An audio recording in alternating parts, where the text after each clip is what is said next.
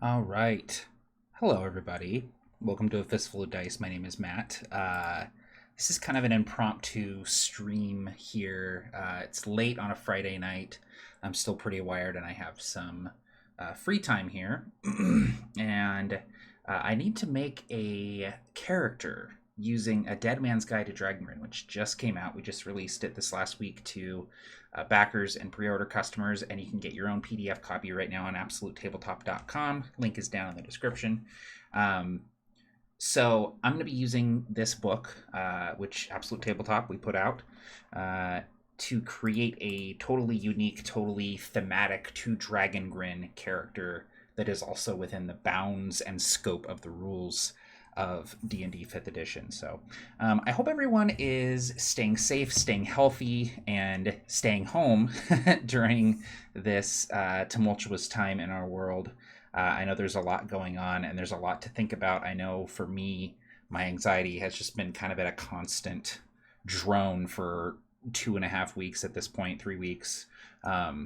So yeah, just, sending out some good vibes to everyone. I hope you're doing well, and I hope that just hanging out for a little bit here, talking about some RPGs, chilling a little bit, relaxing, chatting, and just rolling up a character. So I've got myself some Coke Zero here. I'm going to be keeping an eye on the chat. The chat is sort of hidden behind my mic, so I'm going to move the chat over. Actually, I'm going to pop the chat out so that I can just put it right there at the corner of my screen. There. Perfect. Everything is as it should be. All right. In the chat, a surprising number of people given what time it is. We've got Table Knights Entertainment, Freak Mind X, Ben Fisher's here, Prozac's here. Good luck and have fun doing the creation, and all in the chat enjoy the process. Hey, you too. You too. Thank you for stopping by. Okay.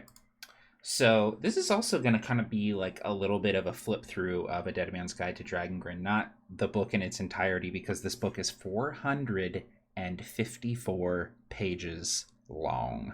So that was quite the undertaking. And if you look in the credits here, let's see who was doing layout again. Who was that? I can't really remember. Who was it who was doing layout? It was oh, that's right. It was Matt Click and Michael Barker. So we laid out 454 pages, which is more than I've ever done in my life. It was absolutely breakneck, just oh my god, just insane. A lot of work, but I really think that it turned out nice. I really like the way that it works.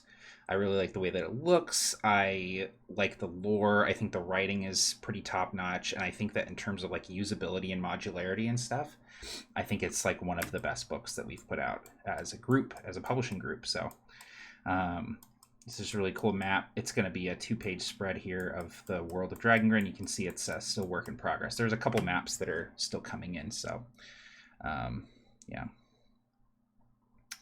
All right. And if you are hanging out in the chat, and if you have any questions about Dragongrin or this book or what it is that I'm doing, go ahead and let me know in the chat, and I can field those questions as best as I can. So it looks like we actually have a question here. Dragongrin is a continent, not the setting, right?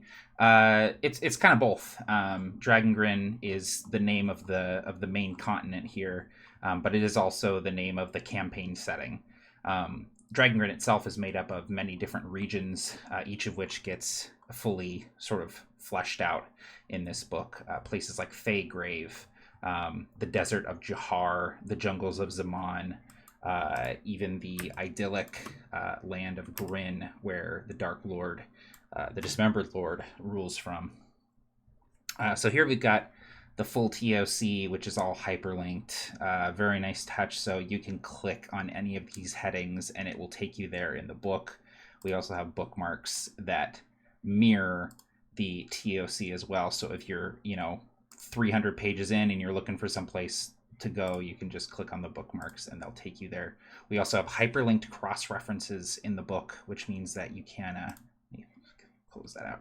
Which means that you can click on a cross-reference, something like, for more about the Mord, see page, whatever. you can click on that cross-reference and it will take you to that page that is being referenced. So some cool kind of next level PDF interactivity went into this book. I had to learn a lot of different things about preparing PDFs and preparing books this size that I hadn't really figured out yet. So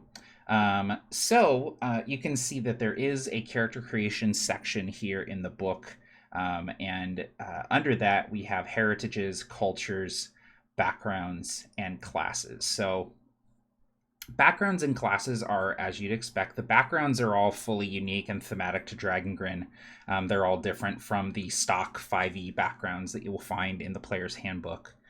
The classes are sort of, well, they're twofold. One is there is a lot of lore surrounding all of the standard core classes for 5th edition and how they fit into Dragongrin. Like, what is the Dragongrin version of a fighter? What is the Dragongrin version of a rogue, etc.? But in addition, each class has 2 new subclasses to choose from. So we're definitely going to be picking one of those subclasses because I want to try one of them out. So that's going to be really fun. The heritages and the cultures. Now, in standard 5e, when you pick a race, a lot of the races have a sub-race. So if you pick elf, you then have to choose between high elf or wood elf or, drow. In Dragongrin, there aren't such sort of like hard lines between races. And so you have sort of 2 components of your character, their heritage and their culture. Their heritage is like their blood, like their parents, their ancestry, are you a human? Are you a dwarf? That sort of thing. Whereas your culture is like where you come from, your people. The cultures of Dragongrin include many different heritages. So even though the Ardor are primarily humans, there are also many other heritages among them. Even though the Talisar are primarily elves, there are other heritages among them. So it's kind of a cool way to kind of unlock that sort of binding element and take away like race and subrace and have it be like a more dynamic sort of thing. So you can pair any heritage with any culture conceivably, some of them make more sense than others lore wise, but the system is built so that you can pair one with the other however you want in any combination. So but the thing I'm excited about here, we're going to go ahead and click through to the character creation section. You see there's this really nice step-by-step character generation list here. But there are also, in this section, there are role tables to choose your culture, your heritage, your background, and your class for you. I think we're going to go ahead and do that. I think that sounds pretty fun. So I've got some dice here, so I'll make sure that I have the ones that I need. I need a D20, I need a D12, and I need a D percentile. So I'll grab all of that stuff here. Great, got it. But first, we're going to go ahead and generate our ability scores. Actually, you know what? Because I'm randomly rolling my character, let's wait to do our ability scores. It's standard array for this game. This is Tim Carney, by the way, Tabletop Terrors, Absolute Tabletop. The mind behind Dragongrin. He's running a series of one-shots in the Absolute Tabletop official group. If you're interested in checking that out and getting involved in one of those one-shot games, there's a link down in the description to join the Absolute Tabletop Facebook group, which is where he's running them. Anyway, standard array for that game. But the first thing we're going to do is we're going to roll for our heritage, our culture, our background, and our class. So this is really exciting. I haven't done this yet. Which is cool because I wrote this doc, basically this section. I remember filling out these tables and writing this sort of guide and everything. And these tables, you'll notice, are actually weighted. So it's much more likely that you will roll something like a human than it would if you were to roll like a Tome Heart or a Festier or something like that. So I'm hoping that we roll something interesting here. So I'm going to go ahead and roll. Oop, that's off the desk. Let's roll again. 20. Sorry. So 20 is a Tome Heart. It's what you have to roll to play a Tome Heart. Tome Heart is essentially a... Oh, my daughter is crying. Hang on 1 second. I'm sorry, everybody.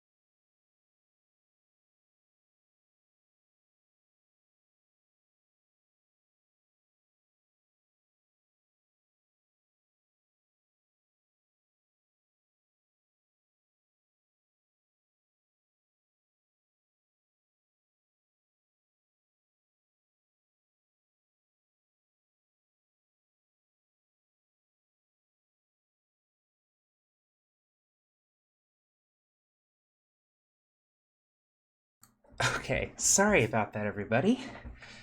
My daughter woke up hungry and needed some.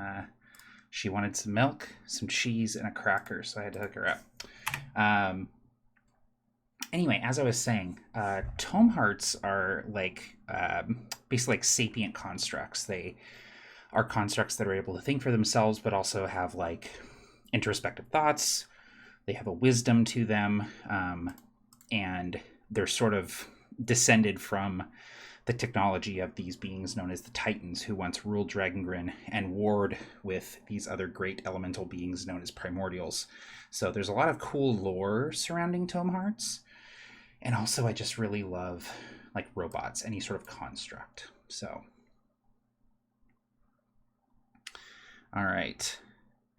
Let's go ahead and roll for our culture now. So again, this table is weighted. The more common cultures coming up more often than the less common ones. It's a 15. Oh, I'm going to re-roll that. I literally rolled the only culture that wouldn't really work with a Tome Heart. Okay. Let's see here. 9. Grinok Thane. Oh, cool. Okay. So the Grinok Thane are the Mandalorians of Dragongrin. They are a culture of warrior merchants, very mercantile, very sellsword, but with a code of honor and these very like stringent laws about how the way things should be done. They're a very accepting culture. They take in Festir, even no matter how monstrous they may appear. They take in Tome Hearts, even though they are mostly misunderstood heritage. They're bounty hunters, they're warriors, they're assassins, they're traders, merchants. So it's cool to be able to explore that culture. And this is a really fun combination. A Tome Heart Grinok Thane. So depending on the class that I roll, this will be interesting. Okay, so let's go ahead and roll our background next, I think, and then we'll do our class. So rolling a D percentile. Again, these are weighted. 71. Red Sail Merchant. Okay, so this character is already coming together for me. The Red Sail Market is the nomadic market that roams throughout Dragongrin. It has a presence in almost every region of Dragongrin, and it is owned and operated by the Grinok Thane. So this character is really solidifying for me. I still have no idea the class, so this will be really interesting.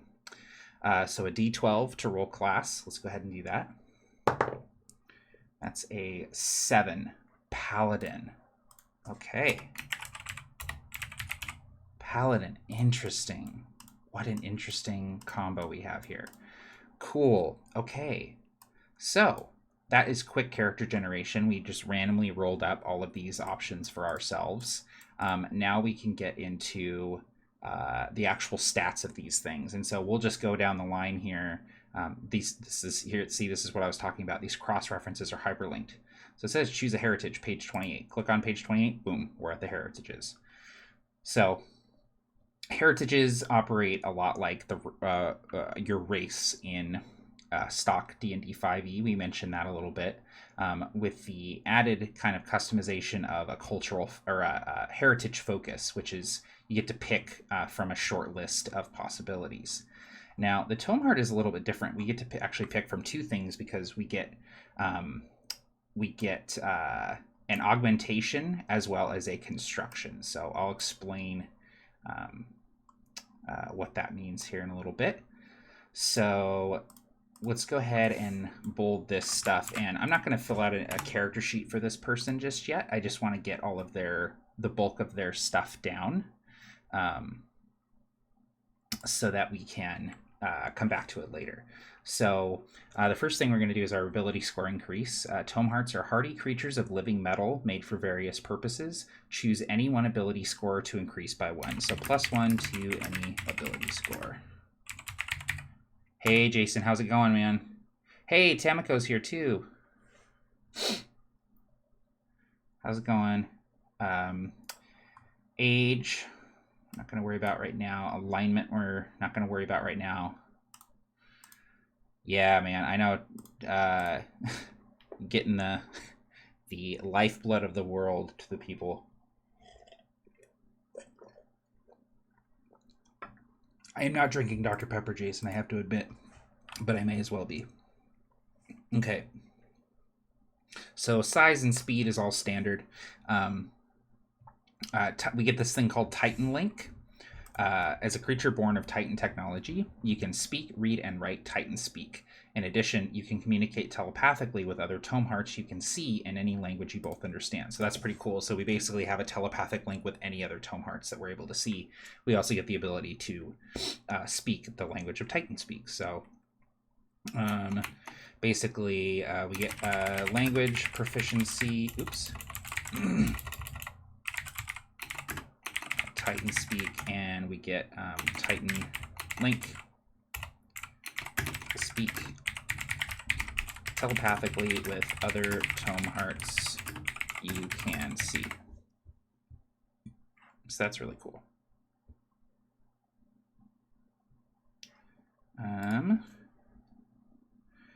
Then let's see here. We get this thing called Living Construct, which gives us a bunch of stuff.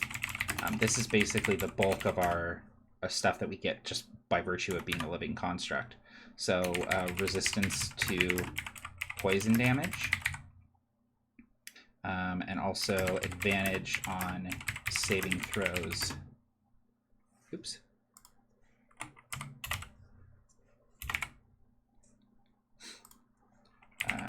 To being poisoned, we get we're immune to disease. Do not need to eat, drink, or breathe.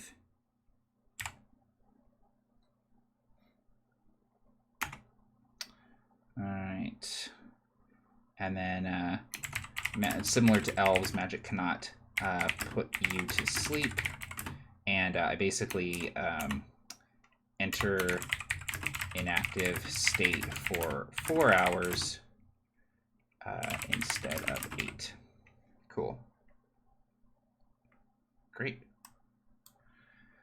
Hey, Matthew McCarran is here. Hey, Matt, I've got the concept for my character ready for Tim's game, just not mechanics, because uni's a real pain. How have you been going?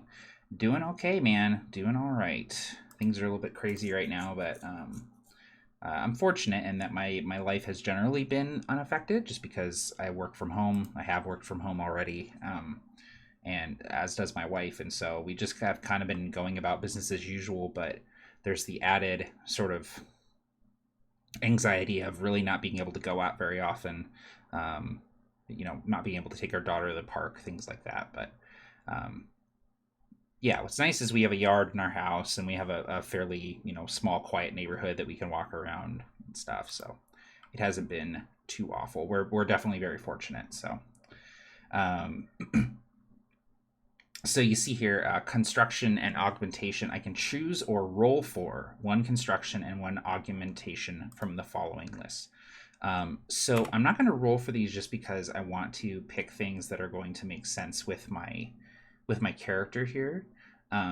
So we've got several different options here for our construction. We can pick sturdy frame, which we count as one size larger for carrying capacity.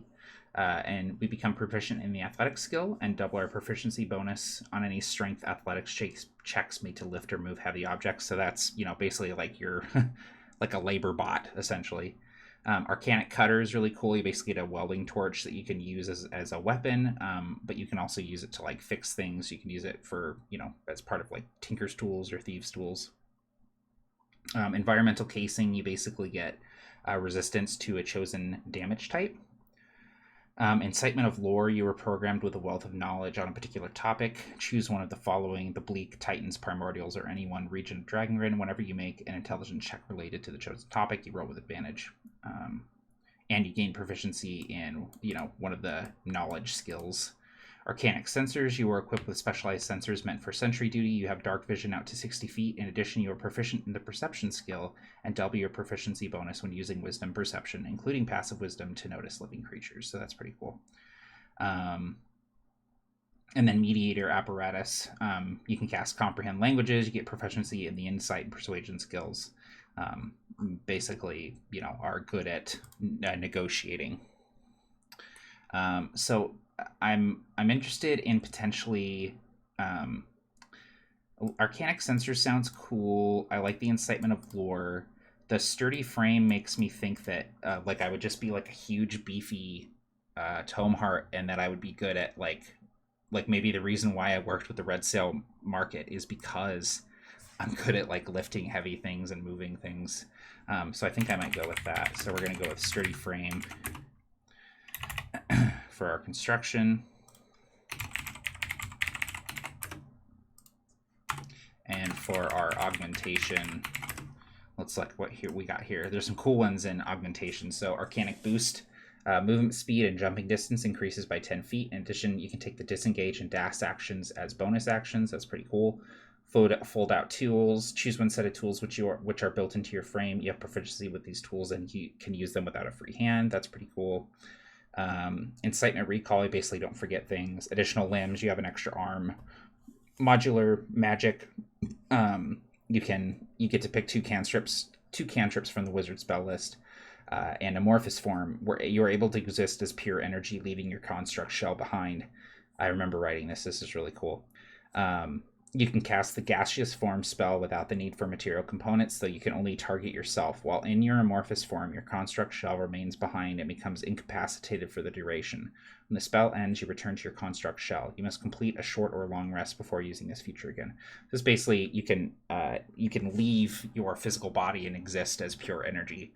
That's really cool, but I don't think it really fits our character, and so we're actually going to, I think we're going to do additional limbs, just because I like the idea of being like a big, bulky, like labor bot, essentially, with like an extra arm for doing like menial tasks and the sturdy frame for lifting and pushing heavy things. So I really like that idea. The additional limbs, you have an additional set of arms. You can use these arms to interact with one additional object or feature of the environment for free during your turn. You can also carry an additional weapon with the light quality using both of your extra arms, or a shield, though you cannot gain the benefit of carrying more than one shield total at a time. You cannot use these extra arms to grapple. These arms can be used for other tasks such as opening doors, carrying torches, using tools, or performing the somatic components of spells, so long as they are not holding weapons.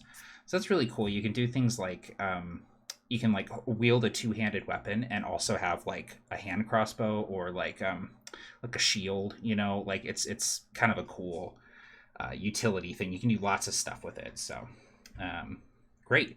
So that's everything for our Tome Heart, which is our heritage. So let's go ahead and write that down here, heritage. And then this is our culture. And then this is our background. And then paladin is our class, obviously. Cool. So let's go ahead and move on to our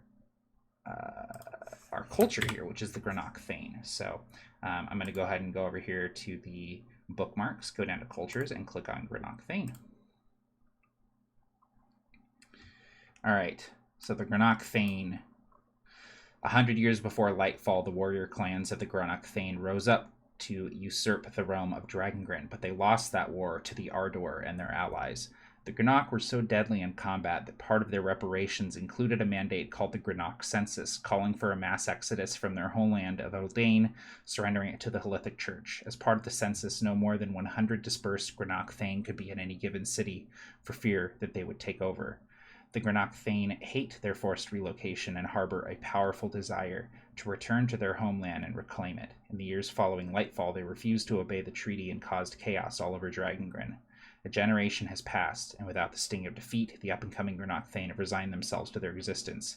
It has forced them to wage war as mercenaries. Largely ignoring the customs and politics of the realm, roaming from place to place as nomadic mercenaries, they are unmatched in the art of war, and the prosperity of their culture lies mostly in their reputation as infamous mercantile warriors and sellswords. So, they're essentially Mandalorian merchants, which is cool. They're really cool. They're one of my favorite cultures in Dragongrin. They just have a really neat, their whole deal is really neat. Here's a cool sword. Granok Thane sword. It's made out of this metal called Thanium, which can float, which is really cool.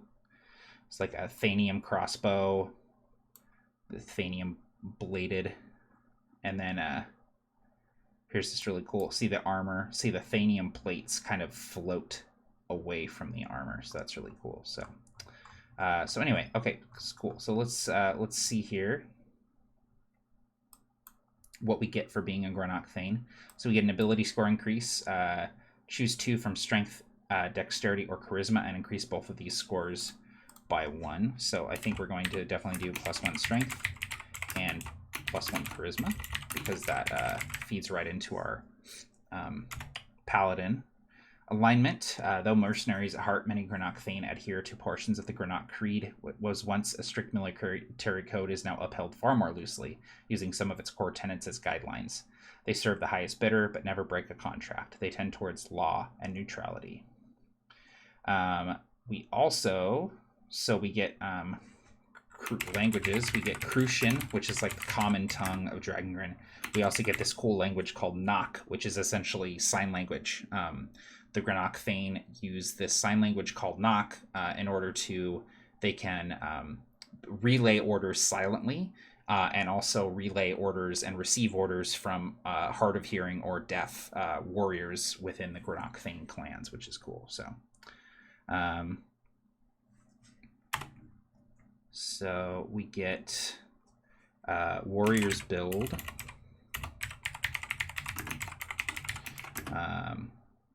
We get proficiency in athletics and intimidation. I for value. Your time around the red sale market has given you a keen eye for things of quality and value. You know the approximate price and cultural origin of any non-magic object and can tell what condition the object is in. So that's pretty cool. Cultural focus. We get to choose one from the following list. So much like we do with the heritages, we get to pick cultural focus.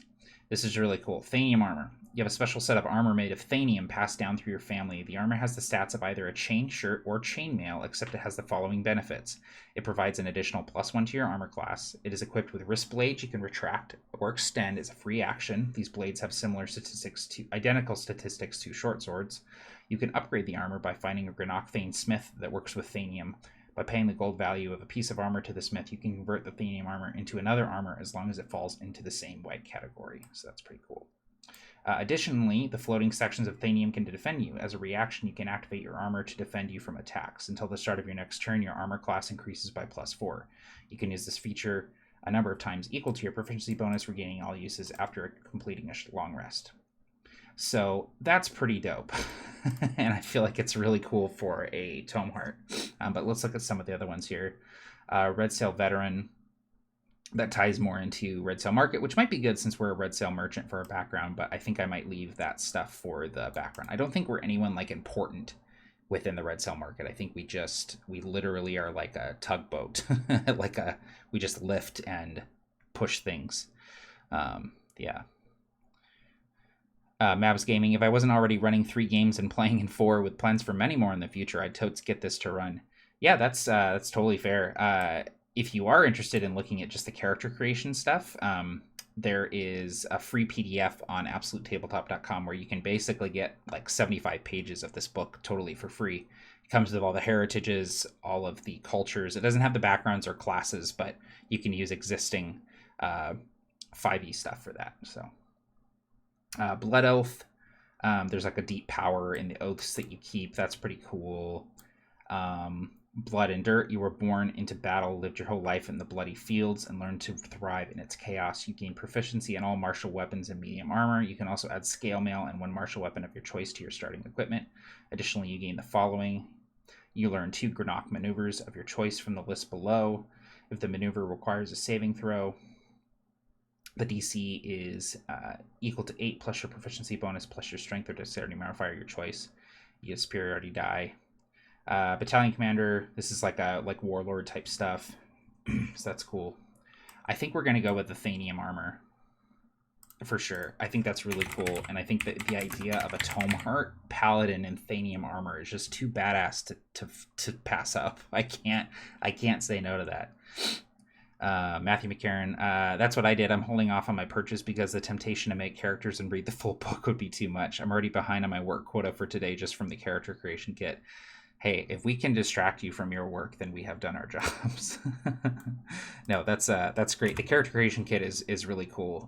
We're really happy that we were able to put that out so that people can experience Dragongrin but not have to necessarily, buy the whole book. So, all right, Red Sail Merchant is our background. Let's move on to that. So we'll go over to the backgrounds over here and go down to Red Sail Merchant. we go. So we get so Red Sail Merchant. You are a merchant by trade, and your chosen charge is a massive mobile marketplace called the Red Sail Market. You acquire new goods, hire protection for their transport along the well-trod route, and sell those wares for steep profits in other legs of the journey. You might be stern, fair, or exploitive, but your livelihood is tied to dwindling supplies and burgeoning demands. Tamako says, "Whoa, doggy, this book is huge." Yeah, tell me about it.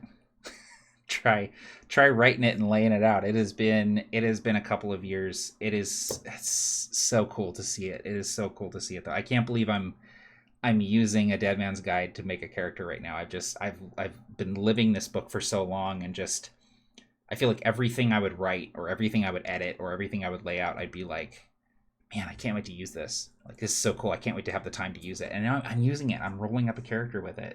It's really cool. So anyway, skill proficiencies. So we get insight and persuasion, which is cool.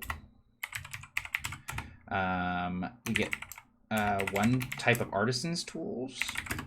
I think we might go with like armorer's tools. Just because I picture us like fixing our armor and stuff. Languages, 2 of our choice. So we get 2 languages. We already speak Crucian, Nock, and Titan speak. So we are a polyglot at this point. Equipment.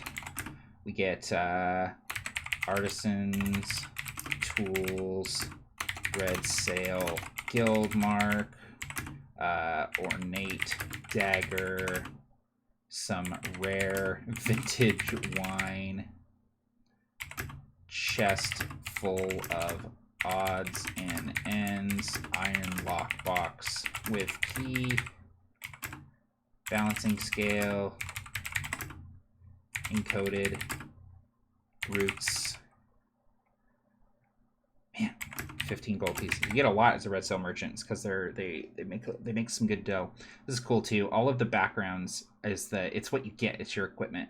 We kind of waffled back and forth on what we wanted to do for the backgrounds art, and we liked the idea of you being able to picture your character in the background. And I feel like if I came here and it was like red sail merchant and it was like a picture of like a human merchant, I'd be like, oh, that's not my character though. You know what I mean? And so I feel like it's more useful to be able to see like what you have versus what you like are supposed to look like or whatever. So I'm really happy with how that turned out. So, and then we get this cool feature called Roots of the Red Sail, which I'm not going to write down right now, but I can read.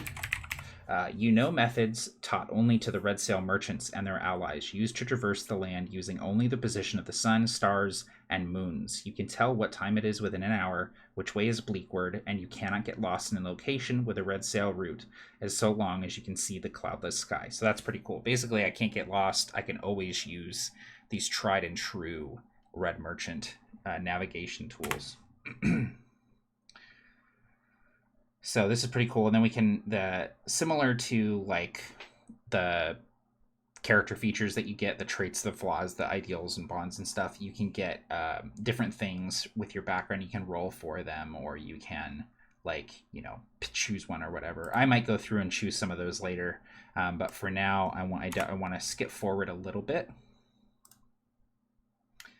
and look at the paladin and see if there's maybe a new paladin subclass that I want to check out. So yeah, each class in Dragongrin, like I was mentioning, like you kind of get this write-up, which is cool. So, and actually we can look here, Granokthane paladins, their oaths are powerful and secret, passed down from generation to generation and serving myriad purposes. So that's pretty cool. Oh yeah, and paladins in Dragongrin are known as Oath Scarred, which is cool. So these are the new subclasses for paladin. There's the Oath of the Cleansing and the Oath of the Legion. So that's pretty cool. So the Legion, that's more for like marrow, so that doesn't really work for me. Oath of the Cleansing. Creatures, people, and systems can all be considered monstrous through different criteria or lenses of perception. You have sworn yourself to eradicating anything which suits this definition in your eyes. Preferably, this is done by changing behaviors and laws, correcting course to a better way.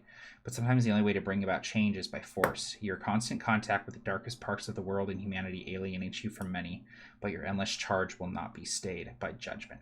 So that's not what I was like anticipating for my character, but I kind of like it. It's basically like a Witcher.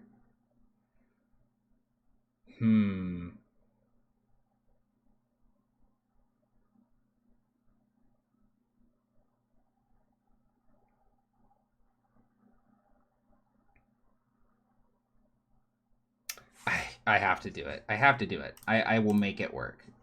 So, Oath of the Cleansing, which is, it's basically a Witcher. It's one of your channel divinity things is basically like the Witcher mutagens. You channel the might of your oath and the wisdom of your order to prepare yourself for any eventuality. As an action, you invoke this power. For the next 10 minutes, you gain the following effects. You gain dark vision up to 120 feet. You can breathe underwater. Doesn't matter for me. Your movement speed increases by 20 feet. That's insane. And you gain immunity to poison damage. Better than my resistance to poison damage. And you have advantage on saving throws against the poison. Restrained and frightened conditions. Okay, so that's pretty dope. Wow. Man, that's really cool. I might have to do that. So what I imagine is this character's deal is that he was a red sail merchant and he got hit. His caravan got hit by something, some sort of monster. I have to think it. Maybe it's undead, because maybe the red sail was going through Sphere and got hit by undead in the mountains of Sphere, and he took the Oath of the Cleansing. I really like that idea. That's a really cool idea. Okay, cool. So that's basically all I need to make my character here. He's going to be level 3, and I'll pick his stats and everything and apply this. I got this extra +1 sitting here and stuff. I think what I'll do before we call it here is I'm going to look real quick at the I'm going to go to the Life in Dragongrin chapter, and I'm going to go down to Deities and Religions of Dragongrin. And I'm going to kind of look at some of these. I know that paladins aren't followers of deities necessarily, but it might give me some cool ideas of what we got going here. So a lot of this, what's really cool is that a lot of this I feel like I'm seeing for the first time, either because I wasn't involved in like the development of it, or it's been so long since I was involved in the development of it that it's like left my brain. So that's really cool. So this is like Elven Pantheon. That doesn't really fit. This Chroma Fade. Great Chain. That's a Drogus thing. So these are the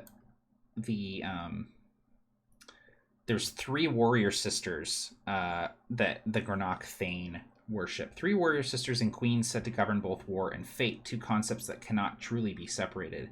They bless and honor followers who are strong and self-dependent, but who do not forsake strength and numbers. They foretell doom, fortune, victory, and defeat respectively, and in these roles they often appear as spectral dire animals that suit the situation. Some legends say that the warrior sisters were once mortal and transcended into godhood. So main culture is Granach Thane. The adage is, may we keep our blood, our coin, and our favor. We owe them to the queens. So that's really cool. So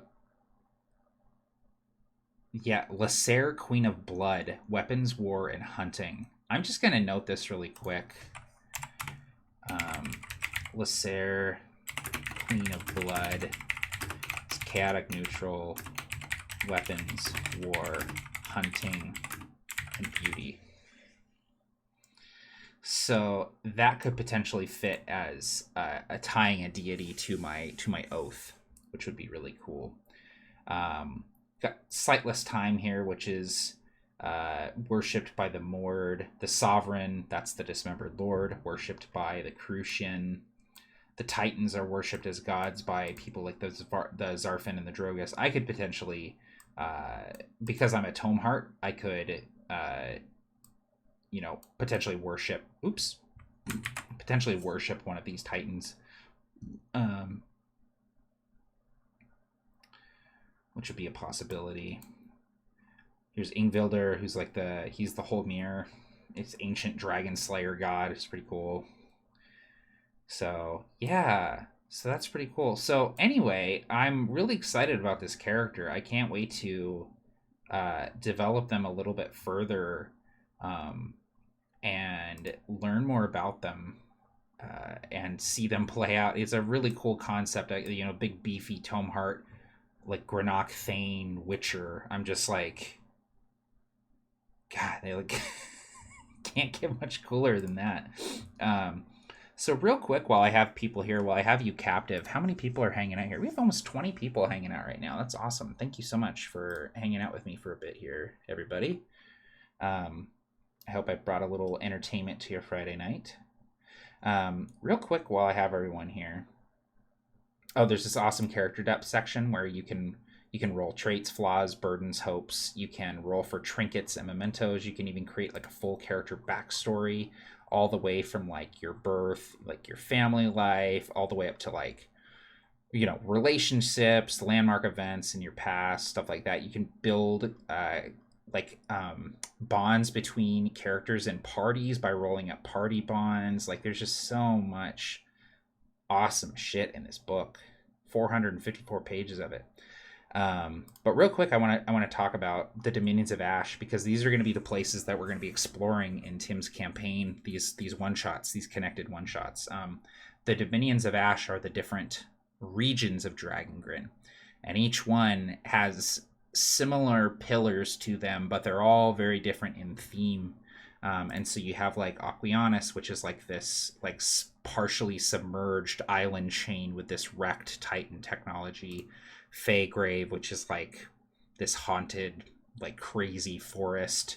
There's Grin, which is where the dismembered lord lives. It's like this idyllic Mordor.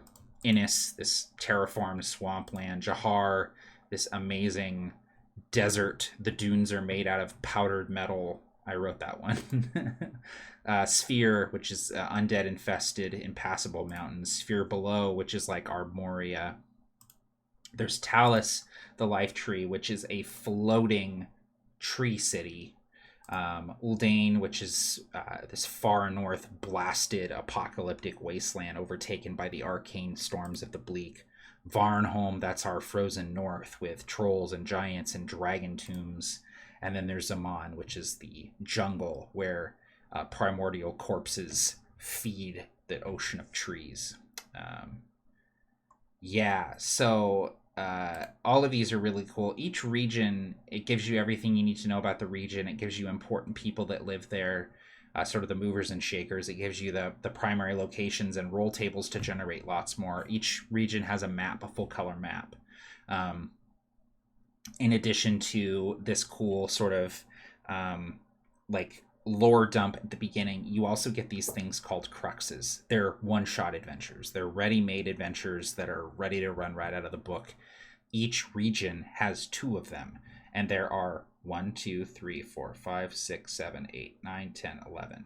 So that means there are 22 one-shot adventures in this book. So that's pretty cool.